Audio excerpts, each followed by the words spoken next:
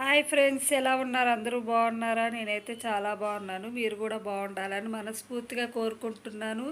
ఈరోజైతే మాకు ఇంట్లోకి కూరగాయలు తెచ్చుకున్నామండి. ఏమేమి తీసుకొచ్చానో ఒకసారి చూపిస్తున్నాను, చూడండి.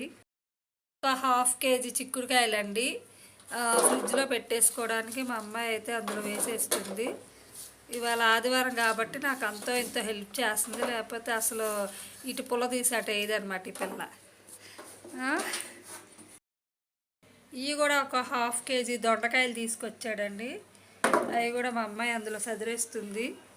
అసలు ఫ్రిడ్జ్లో పెట్టకపోయినా కూడా ఈ సీజన్లో కూరగాయలు బాగానే ఫ్రెష్గా ఉంటాయి. ఎందుకంటే అలా ఉంది, చలి అయితే బయట మనమే గడగడా వణికిపోతున్నాము. ఇక కూరగాయలు ఏం పాడవు కానీ ఫ్రిడ్జ్లో పెట్టుకుంటేనే సేఫ్టీగా ఉంటాయని చెప్పి ఇంక సర్దుకుంటున్నాను. ఒక హాఫ్ కేజీ టమాటాస్ అన్నమాట. వేసి అందులో వేసి టమాటాలు కూడా మా అమ్మాయి సదిరేస్తుంది. నేనైతే కొత్తిమీర ఎక్కువ తీసుకొచ్చాడండి. ఇదైతే 10 రూపాయలు అంట, పెద్ద కట్ట. అదే మనం ఇల్లమ్మట చిన్న చిన్న కొట్టుల్లో అయితే 10 రూపాయలకి గుప్పుడు అంత కూడా రాదు. చూడండి ఎంత వచ్చిందో. నేనైతే దీన్ని కొత్తిమీర టమాటా వేసి పచ్చడి చేద్దాం అనుకుంటున్నాను. ఇక పచ్చిమిర్చి కూడా ఎక్కువే వచ్చినాయి. ఇవి కూడా ఒక 10 రూపీస్ అంట. మా చిన్నప్పుడైతే రూపాయికి 2 రూపాయలకు కూడా పెట్టేవారు. కరివేపాకు అయితే కొసరు అడిగితే పిసర కూడా ఇవ్వట్లేదు. చూడండి ఎంత కొంచెం కరివేపాకు ఇచ్చారు అన్ని కూరగాయలు కొంటే. కరివేపాకు కూడా కొనుక్కోవాల్సిన రోజులు వచ్చినాయి.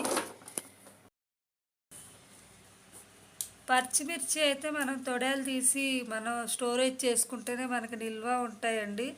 లేదంటే మనం తొడలతో పాటు అలా వేసేసుకుంటే ఊరికే ఒక 2 డేస్కే కుళ్ళిపోయినట్టు అయిపోతాయి. మనకి ఇలా అయితే ఒక 4 డేస్ అయినా ఫ్రెష్గా ఉంటాయి. ఫ్రిడ్జ్లో ఉన్న బయట ఉన్నా కూడా ఫ్రెష్గానే ఉంటాయి.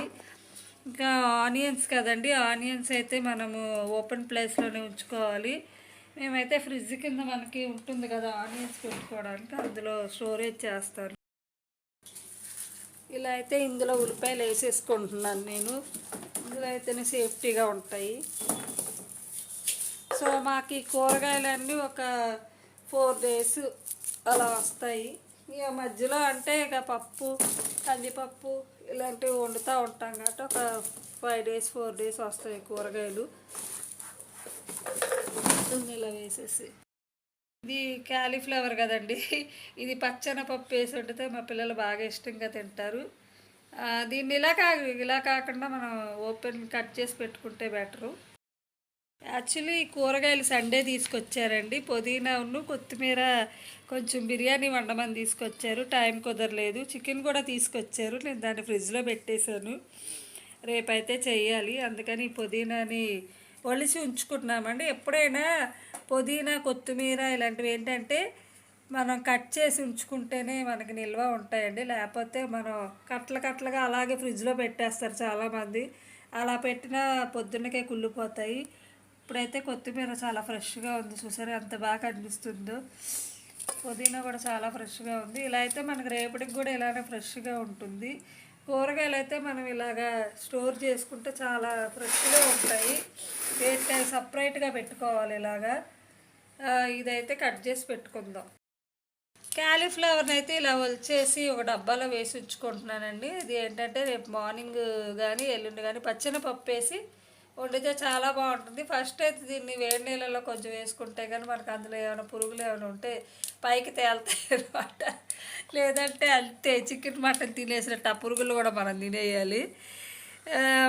నేను అదే అంటాను, పెద్ద పెద్ద కోళ్ళు మేకల్లే తినేస్తున్నాం, దాని దేవుళ్ళు అని అంటూ ఉంటాను. కానీ కాదు కదా, చూస్తా తినలేము.